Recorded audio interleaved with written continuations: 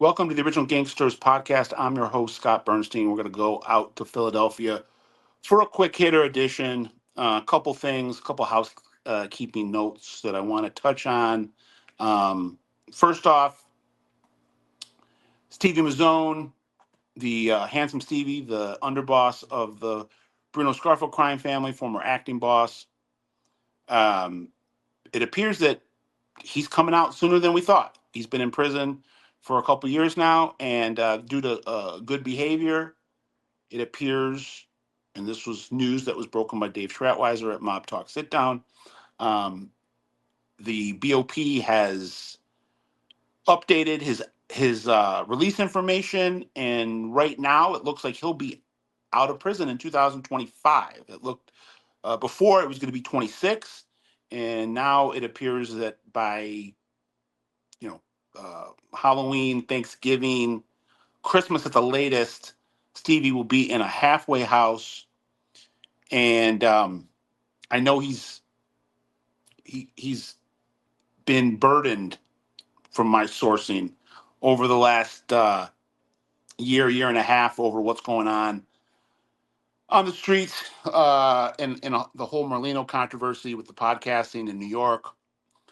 And Stevie's somebody that is so well liked and beloved and respected, uh, not just in Philly and New Jersey, but in New York as well. That there's been a lot of people looking for him to chime in.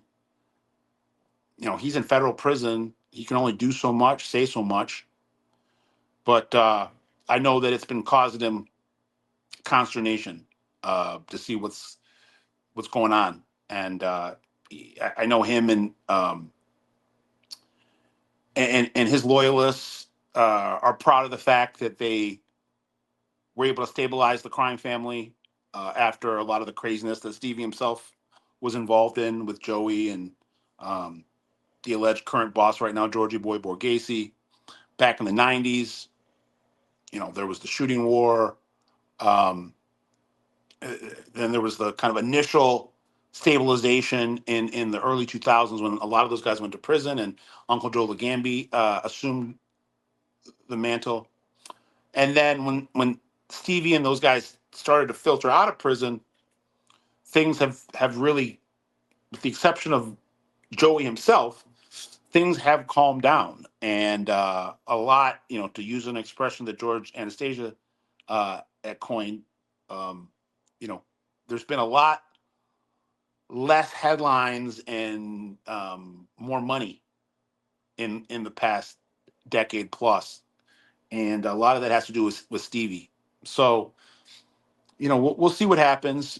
Him, no matter what, I don't want to sit here and spread rumors or play into speculation, but the one thing I'll always go back to with that particular group, Joey, Stevie, Georgie, Marty, um, that this isn't nothing's going to break these guys apart. There might be little squabbles here or there or disagreements, but these guys, the oath that they took in the 90s was considerably more an oath to each other than to the Cosa Nostra in general. So, and then closing up here in this quick hitter, was able to source some interesting inside baseball in regards to the Merlino controversy and the podcasting. Um, we're over a year. Uh, you know, we're a year and a half into the podcasting endeavor and the social media influencing, and we were the first ones here at OG Pod and our companion web magazine Gangster Reports to let everybody know how that situation was going off the rails um, in terms of the relationship between the Bruno Scarfo crime family and the five families in New York, and how Joey Merlino really put his own back against the wall with a lot of the New York leaders that had backed him and co-signed him early on in his rise, and they were upset, and I think they still are upset. And I think until Joey Merlino is off social media altogether, they'll continue to be upset.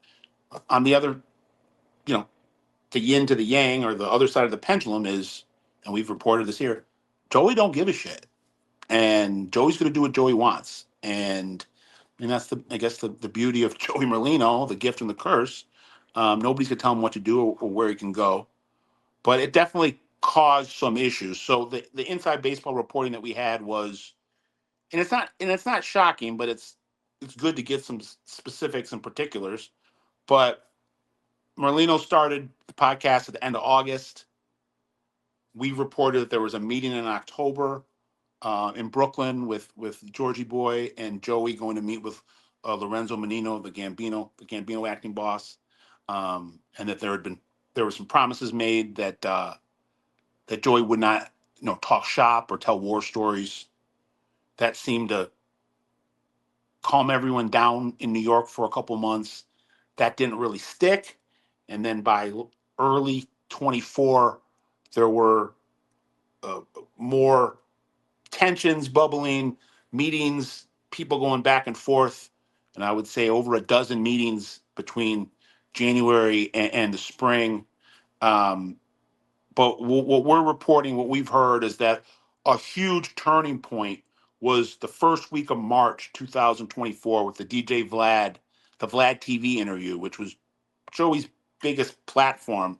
Um, Vlad TV, for people that might not know, is a YouTube channel that does interviews, long form interviews with actors, rappers, um, musicians, athletes, and crime bosses.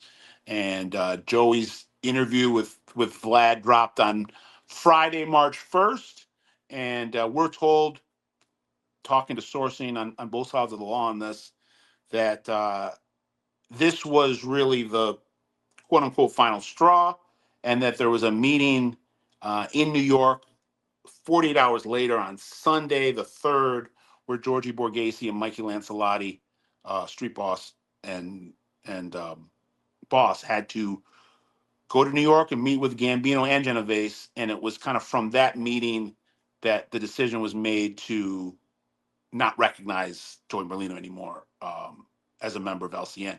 Jerry Capacey at Gangland News reported in August of a shelving.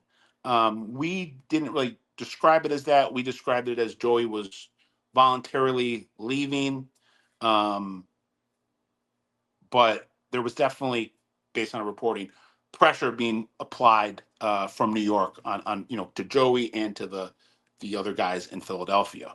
But it looks like that DJ Vlad interview, the Vlad TV interview, really took things from maybe not 0 to 100, but from, let's say, 25 to 125.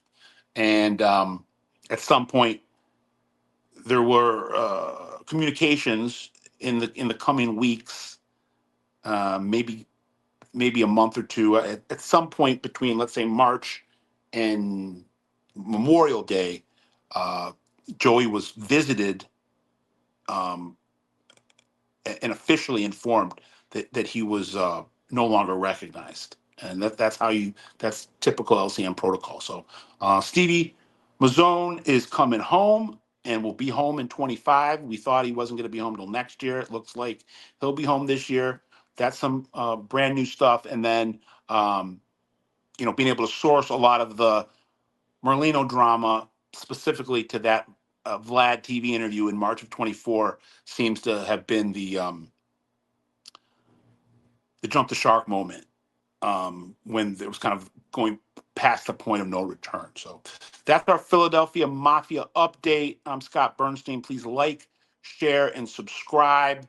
Let everybody know what we're doing here at the OG Pod. Giving you your true crime fix whenever you need it, 24/7. Breaking news across North America, whether it be LCN, Italian mob, African American drug dealers, biker clubs, and biker bosses. We're here, giving you your fix, letting everybody know the latest breaking news from the most exclusive elite sources. Scott Burnstein, another OG quick hitter edition. I'm here breaking down the underworld, one city, one region, one country at a time. Scott Burnstein, I'm out.